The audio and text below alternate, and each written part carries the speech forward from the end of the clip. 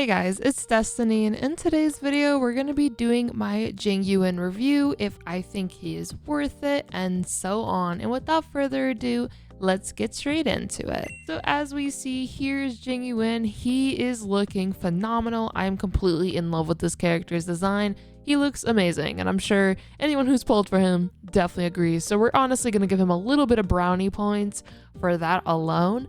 But I wanted to begin with his kit and just give you guys a bit of a rundown regarding his kit and possibly his traces, just so you understand what he does as a character. So as you see, here is Jing Yuan here, and now we're just going to be going over his kit. So for his skill, he just does lightning damage to all enemies, and it increases the Lightning Lord's hits per action by 2 for the next turn. I will be explaining the hits per action, as it is pretty simple once you get the hang of what it means, but I will be explaining that very shortly once I get to his talent. As for his ultimate, he deals lightning damage equal to percentage of his attack to all enemies, increases the Lightning Lord's hits per action by 3 for the next turn. Now, what the Lightning Lord is, and this is basically a paragraph. Actually, no, it's technically 2 paragraphs because it ends here and it starts here. We're gonna pull out our scholar books for this description here. Not really, but you guys get what I mean. So we summon the Lightning Lord at the beginning of the battle. The Lightning Lord has 60 base speed and 3 hits. So beginning with these 3 base hits means that when the Lightning Lord strikes in the turn order, it will only attack 3 times. So it does 3 ticks of damage. Think of it like that. When the Lightning Lord takes action, the hits are considered follow-up attacks. What this means now is that any light cone that does buff up your follow-up attacks will be pretty good regarding the Lightning Lord having more damage potential. So that's something to keep in mind. And then with each hit, you deal lightning damage to Jing Yuan's attacks to a random enemy, and enemies adjacent receive lightning damage. Pretty good overall, and his hits per action can reach a maximum of 10. Of course, there are ways to get this maximum of 10, but you do have to consider the fact that to get the 10, it will be a pretty skill point hungry process, which I will be explaining that momentarily. Each time the Lightning Lord's hits per action increases by 1, the speed increases by 10. So if we start at 3 base hits and we have 60 speed, this means effectively we can get up to 70 more speed, since you can get up to 10 stacks. 60 plus 70 is 130, so technically speaking, the Lightning Lord can get a speed of 130, assuming you have all 10 of these stacks. Every time the Lightning Lord's hits per action increases by 1, once again the speed increases by 10. After the Lightning Lord's action ends though, the speed and hits per action value return to base values. What this means is after you get however many stacks for that turn, these stacks will go back to the original 3 for the next turn. Since the Lightning Lord has 60 speed, it typically is pretty slow in the turn order, and it may very well be the last thing that goes within a turn order. So that is something to keep in mind as well. So overall, that 60 speed is pretty low. And of course, when Jing Yuan is knocked down, the Lightning Lord will disappear, because if there's no Jing Yuan, there's also no Lightning Lord, unfortunately. Really does suck, but you know, they're just connected. They're connected as one, if you will, so it makes sense. And when Jing Yuan is affected by the crowd control debuff, which means he could be frozen, he could be imprisoned, whatever it is, the Lightning Lord is unable to act. So that is something really important to keep in mind, is that you really want to make sure that Jing Yuan does not get inflicted with too many debuffs while you're playing him, because if he gets inflicted with a debuff, now he may not be able to possibly have his Lightning Lord act, which can possibly suck, because now you're missing out on the Lightning Lord damage, and the Lightning Lord damage is a huge chunk of where your damage does come from Jing Yuan here. His technique is pretty cool, because then his Lightning Lord's hits per action will begin with an extra 3. So now you're effectively starting at 6, which is awesome, because now it makes it easier for you to be able to get that 10 turn 1. Additionally, if you are enjoying this video so far, make sure to hit the subscribe button, and let's carry on. As for his traces are freaking amazing. Like, honestly, they are really, really good. I'm gonna begin with this one because this is the first one I got. Basically, when the Lightning Lord's hits per action is greater or equal to 6 in the next turn, your crit damage for the Lightning Lord is increased by 25%. This is really strong, because that just means that the Lightning Lord has more crit damage, which means if the Lightning Lord crits, now your crit damage is higher, which results in more damage. This is really, really good. I would highly recommend this. As for this trace, he starts with 15 energy. This may not matter too much, but it actually does matter because the Lightning Lord, or rather Jing Yuan, consumes quite a lot of energy in order to use his ultimate. If we go back real quick and go to his ultimate, he requires 130 energy. That is pretty high, and overall I think it's higher than majority of characters, so being able to regenerate 15 energy in the start of battle is really beneficial. Now this one, after the skill is used, your crit rate increases by 10% for 2 turns. This is just easy crit rate to have. So let's say you're at 40% crit rate and you really want 50. Well, if you just use your skill and you have this unlocked, then you will essentially just get that 50%. And since Jing Yuan wants to use his skill in his ultimate pretty frequently, you're effectively getting this basically every turn. So Jing Yuan just becomes a crit monster, and I think it's honestly really cool because these two traces literally help each other out. This one increases your crit damage for Lightning Lord, and this one increases your crit rate when you use your skill.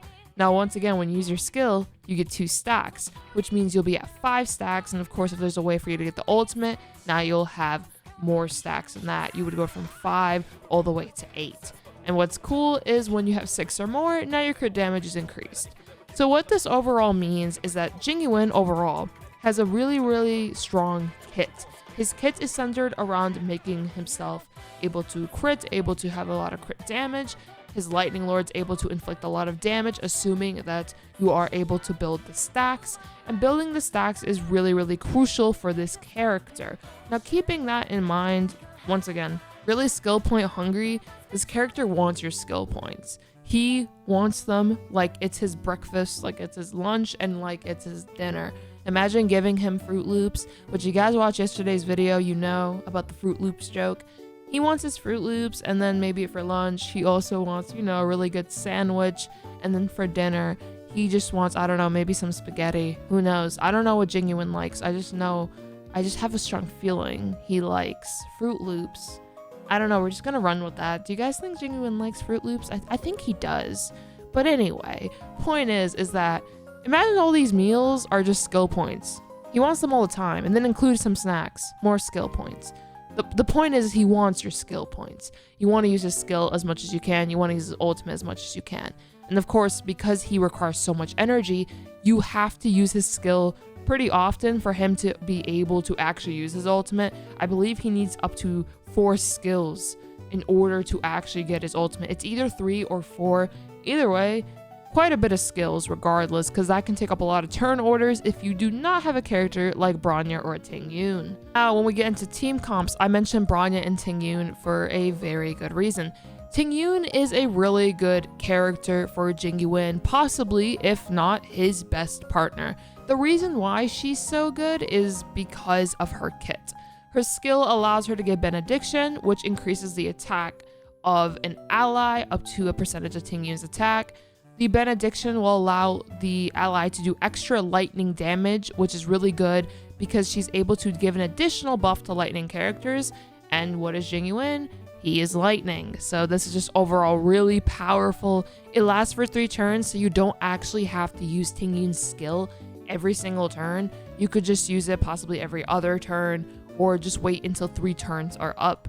As for the ultimate, you regenerate 50 energy for a single ally and increase the damage. Of course, if you have a certain Eidolon, you'll also be able to have 10 more energy, which results in 60, but assuming you just have a base Ting Yun, then you'll have 50 energy. As for a talent, when an enemy is attacked by Ting Yun, the ally with Benediction deals additional lightning damage equal to percentage of that ally's attack to the same enemy. So basically, they're just buffing each other up. It's really good.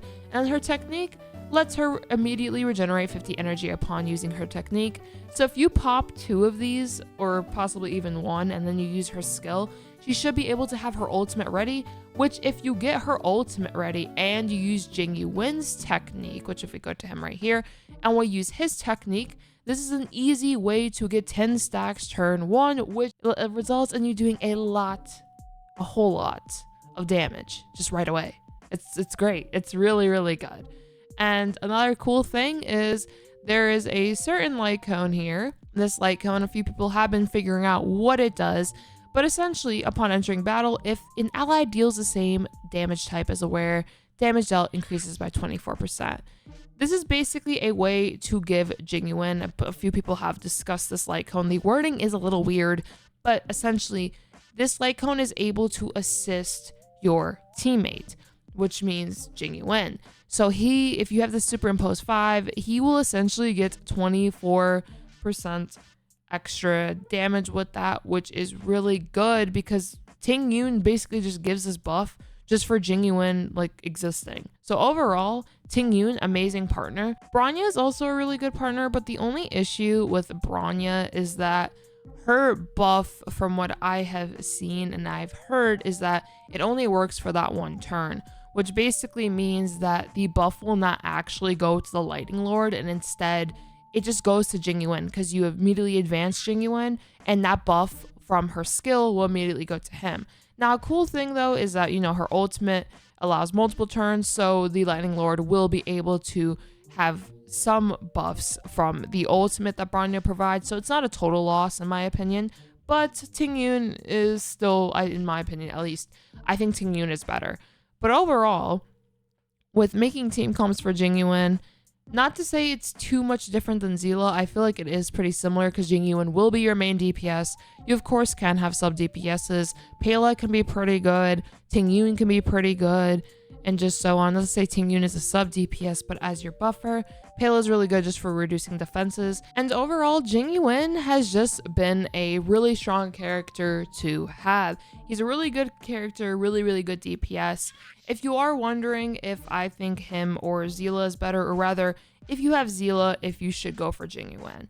Now, I'm going to say this based off my personal experience. I personally feel like if you do have Seele, you don't really, not to say you don't need Jing Yuan, but I don't think your account needs him as much. Now, of course, if you want both of them, go right ahead. If you didn't get Seele at all, I would highly recommend Jing Yuan because now you have a really strong DPS on your account. If you don't have either of them, I would once again consider Jing Yuan as your main damage dealer because he does do phenomenal damage. He is really strong. You just have to keep in mind he is skill point hungry. I mean, Seele is pretty skill point hungry too, but Jing Yuan genuinely needs to use his skills because of the stacks. You have to do a little more thinking, I feel like, when using him, because you need to be able to get those stacks in order to make Lightning Lord do as much damage as it can, because Lightning Lord is your main source of damage. Of course, your ultimate and skill do decent damage, but Lightning Lord is really where you're gonna get the big wapow and boom, boom, boom, boom, boom. It's so cool in its summons because it just shreds things. It just destroys everything. You stole his Fruit Loops. He's going to demolish you. I will keep saying this agenda that Jing Yuan likes Fruit Loops. I could just see him liking them. But overall, would I say Jing Yuan is worth it? Yes, I feel like he's really good for the endgame like modes in this game. Like Simulated Universe, he crushes it. Forgotten Hall, he crushes that too. He's just really strong. Now, overall, if you like him, go for it. Fully go for it. I support your decision. If you don't want him though, let me know who you're skipping him for, or if you just don't like his design, then let me know that. Like whatever it is, tell me why you are skipping Jing Yuan or why you pulled for Jing Yuan. I want to hear both sides of this. I think it'd be a cool discussion, but from my end, I think he's worth it. Really good character, really good kit, really good value overall. Also, if you made it to this section of the video where I'm just gassing up Jing Yuan, making him feel good about himself, comment down below. Let's go with Captain Crunch. Last time we did Fruit Loops, I want you guys to say Captain Crunch this time or Crunch Captain. You pick the order of how you want to say it.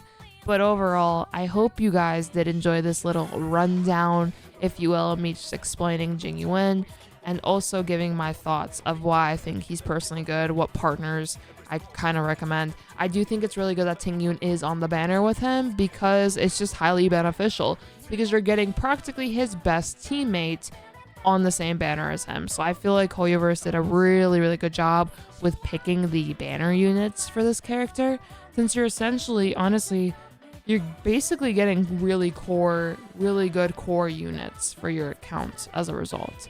But yeah, I hope all of you enjoyed this video. If you did, make sure to hit the subscribe button for more Star Rail content from me.